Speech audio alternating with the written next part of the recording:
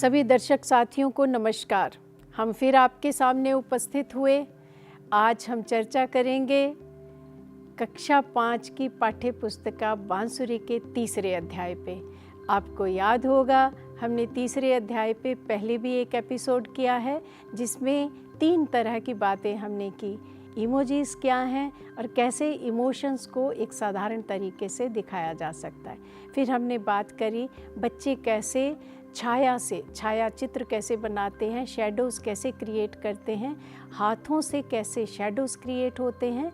उसके बाद फिर हमने बात करी कैसे स्टोरी बोर्ड तैयार किया जाता है और उस स्टोरी बोर्ड में बच्चे ने अपनी कहानी कहनी है या किसी दूसरे की कहानी कहनी है तो क्या तरीका हो सकता है। अब इस एपिसोड में हम लोग चर्चा करेंगे विशेष रूप से शैडो स्टोरीज़ पे। सो शैडो पपेट से कैसे स्टोरीज़ बनती हैं, उसका क्या प्रोसेस है, इसके लिए हमारे साथ आज विशेषज्ञ हैं इंद्रानी डे जी। चलिए इंद्रानी डे जी का स्वागत करते हैं। इंद्रानी जी, आपका स्टूडियो में बहुत बहुत स्वागत है। धन्यवाद। आज का हमारा ये एपिसोड विशेष है क्योंकि कहानियों में किसको रुचि नहीं होती। तो हम ये चाहेंगे कि आप शैडो पपेट्री के ऊपर आज हमारे दर्शकों को बताएं कैसे बनती है और कैसे इसको परफॉर्म किया जाता है। बिल्कुल, जैसे हमने इससे पहले वाले एपिसोड में देखा जी कि वहाँ भी शैडो का ही इस्तेमाल कर रहे थे हम जी। पर वो हैंड्स ऑन था, जैसे कि हाथों की द्वारा चिड़िया बना लिया या हिरन बना लिया या डॉग का फेस बना लिया। तो ये जब हम शैडो में देखेंगे तो वो एकदम वैसा ही लगेगा जी।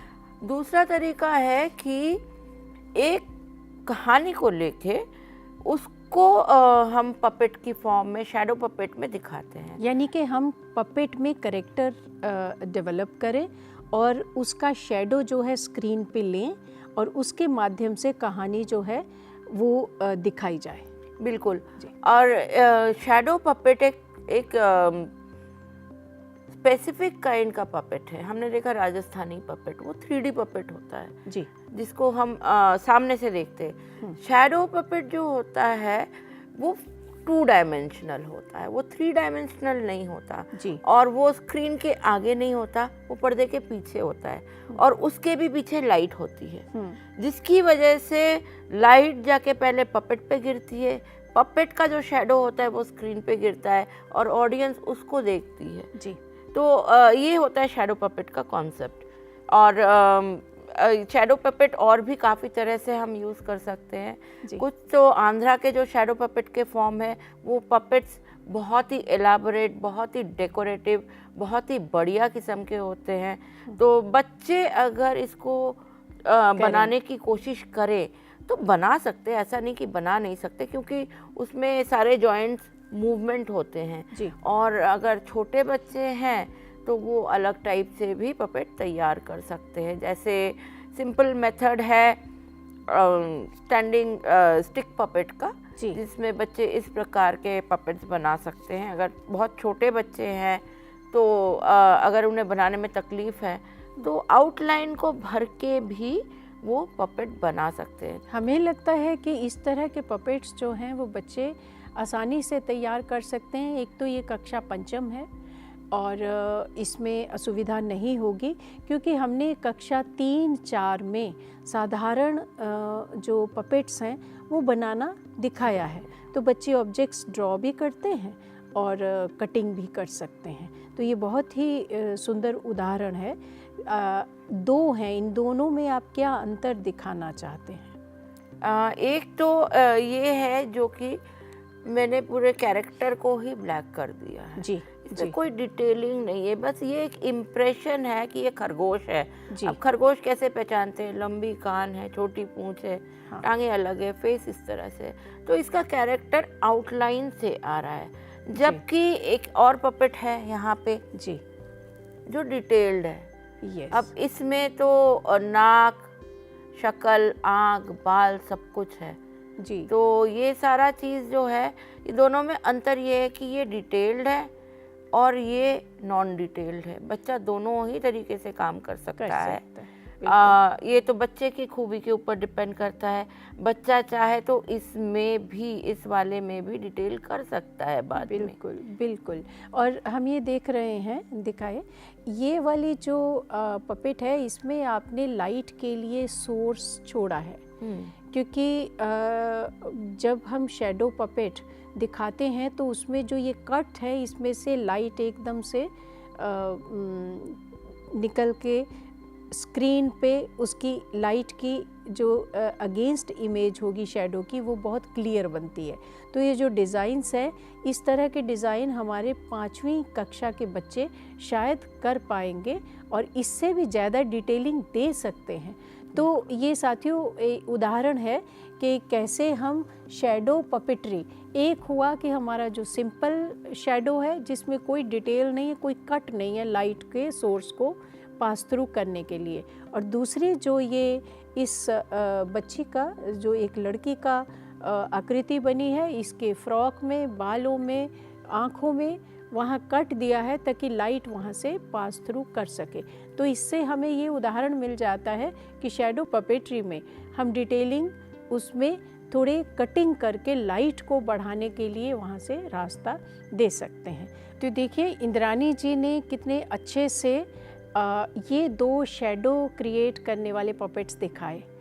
अब बारी है इन सुंदर सी पपेट्स की, जिसके ऊपर हम इंद्रानी जी से पूछेंगे कि वो इसके विषय में क्या बताना चाहते हैं।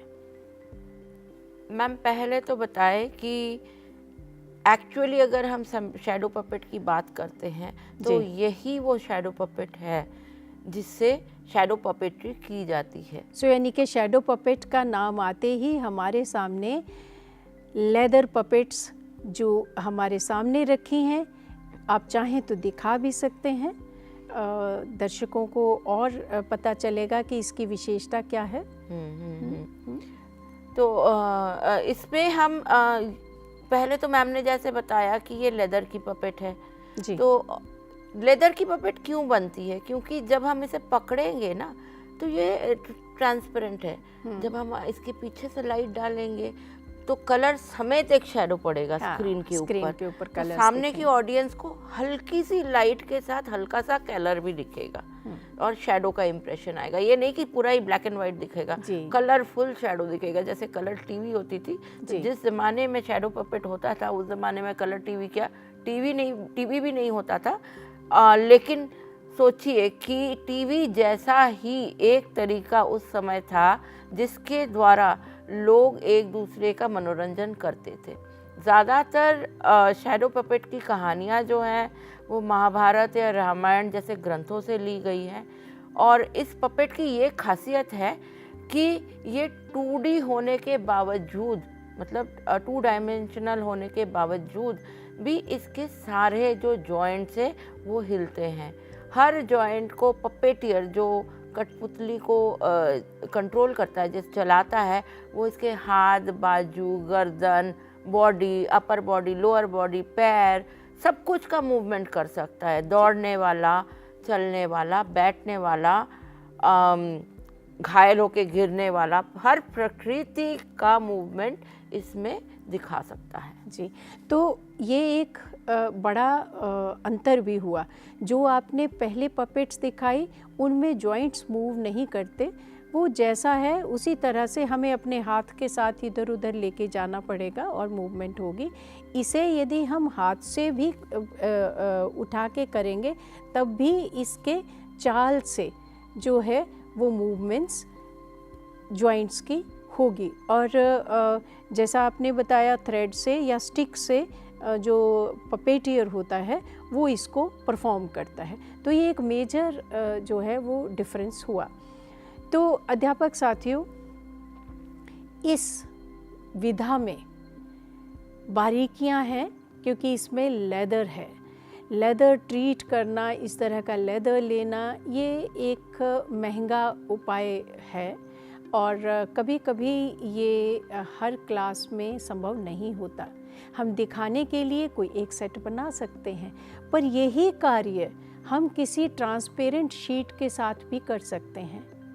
यदि हमने केवल जॉइंट्स की मूवमेंट दिखानी है और उसे ब्लैक एंड वाइट रखना है तो हम पेपर की शीट के ऊपर भी कर सकते हैं। पर जैसे ये है कि कलर्स हैं और इसको सस्ता उपाय ढूंढें, तो फिर हमारे पास जो ट्रांसपेरेंट जैसे स्टेंसिल्स काटने के लिए शीट्स होती हैं उनका प्रयोग भी किया जा सकता है। उसके ऊपर हम कलर्ड इंक्स लगा करके सेम इम्प्रेशन अपने बच्चों के काम में भी ला सकते हैं। और जॉइंट्स का विशेष ध्यान रखना होगा, क्योंकि जॉइंट्स नहीं तो मूवमेंट वैसी नहीं होगी। एंड बिलीव इट, बच्चे जो हैं जब जॉइंट्स इस तरह के लगाएंगे तो वो इसके साथ अपनी टेबल पे ही कितनी कहानी कर लेंगे, क्योंकि बच्चों को कोई भी आकृति को चलाना, रोकना, अपने हिसाब से उसको पोज या पोस्चर देना, ये बहुत ही पसंद है।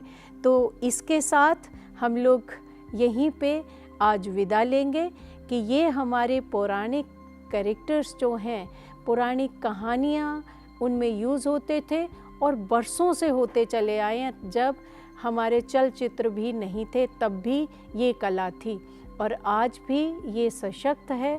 और ये कला बहुत अच्छे से महाराष्ट्र में, आंध्रा में और कर्नाटका में आज भी शोज़ इसके माध्यम से किए जाते हैं। बहुत बड़े बड़े स्टूडियोज़ में इनको दिखाया जाता है।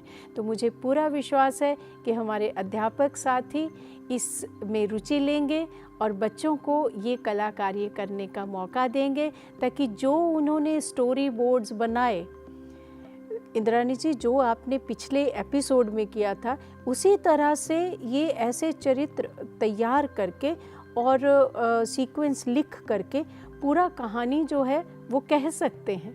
तो आपको उतना ही आनंद आया होगा जितना मुझे ये देखने में, सुनने में और इसे हाथ लगाने में आया। और आशा करते हैं कि आज के इस एपिसोड का आपकी कक्षा में भी रंग आएगा।